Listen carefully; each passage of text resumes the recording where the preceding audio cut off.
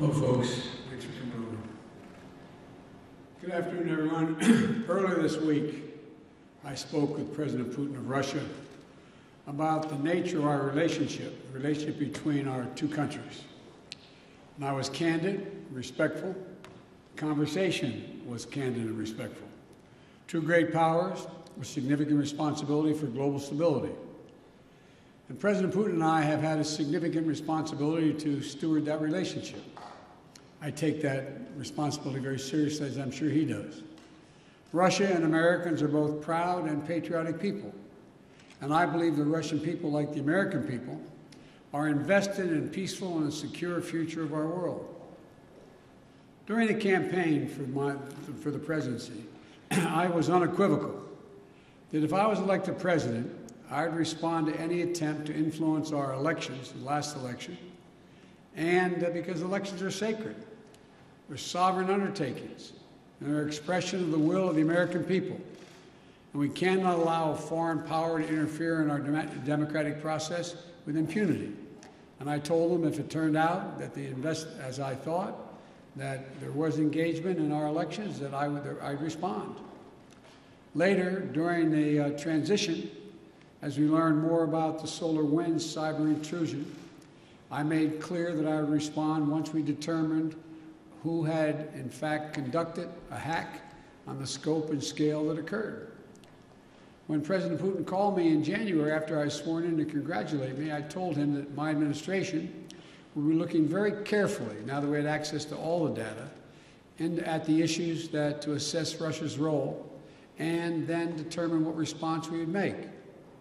When we spoke again this week, I told him that we would shortly be responding in a measured and a proportionate way because we had concluded that they had interfered in the election and SolarWinds was totally inappropriate. Today, I've approved several steps, including the expulsion of several Russian officials as a consequence of their actions. I've also signed an executive order authorizing new measures, including sanctions to address specific harmful actions that Russia has taken against U.S. interests. I was clear with President Putin that we could have gone further, but I chose not to do so.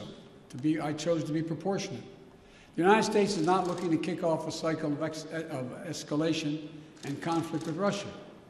We want a stable, predictable relationship. If Russia continues to interfere with our democracy, I'm prepared to take further actions to respond.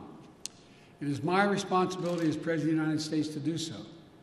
But throughout our long history of competition, our two countries have been able to find ways to manage tensions and to keep them from escalating out of control. There are also areas where Russia and the United States can and should work together.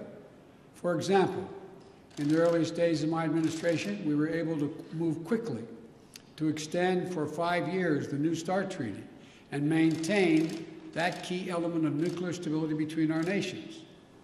That was in the interest of the United States, of Russia, and quite frankly, of the world. And we got it done. When I spoke to President Putin, I expressed my belief that communication between the two of us personally and directly was to be essential in moving forward to a more effective relationship, and he agreed on that point. To that end, I propose that we meet in person this summer in Europe for a summit to address a range of issues facing both of our countries. Our teams are discussing that possibility right now. And out of that summit, were it to occur, and I believe it will, the United States and Russia could launch a strategic stability dialogue to pursue cooperation in arms control and security. We can address critical global challenges that require Russia and the United States to work together, including reining in nuclear threats from Iran and North Korea, ending this pandemic globally, and meeting the existential crisis of climate change. I also made clear to President Putin that the United States is unwavering in our support of our allies and partners in Europe. In that vein, I expressed concern about Russia's military buildup on Ukraine's border and in occupied Crimea. I affirmed U.S. support for the sovereignty and territorial integrity of Ukraine, and I strongly urged him to refrain from any military action. Now is the time to de-escalate. The way forward is through thoughtful dialogue and diplomatic process. The U.S. is prepared to continue constructively to move forward that process.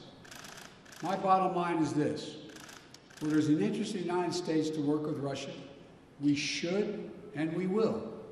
Where Russia seeks to violate the interests of the United States, we will respond.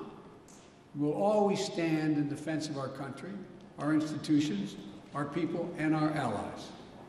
Thank you very much for your time. Did President Putin give you any indication in that call that he is willing to change his behavior?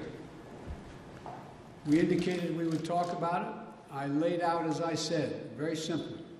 I said during the campaign, I said when he called to congratulate me on being elected, I said subsequent to that, this last conversation, that if it turned out that he was engaged in activities that he'd been accused of in cybersecurity and solar winds and interfering in our elections, that I would respond in kind. I urged him to respond appropriately, not to exceed it, because we can move as well. My hope and expectation is we'll be able to work out a modus vivendi, but it's important that we have direct talks and that we continue to be in contact with one another. Thank you. Mr. President, do you expect to have a summit? Pardon me? Why not Nord Stream? Why didn't you keep going with the sanctions on Nord Stream 2, Mr. President? Nord Stream 2 is a complicated issue affecting our allies in Europe. I've been opposed to Nord Stream 2 for a long time, from the beginning, when I was out of office, and even before office, before I left office as vice president.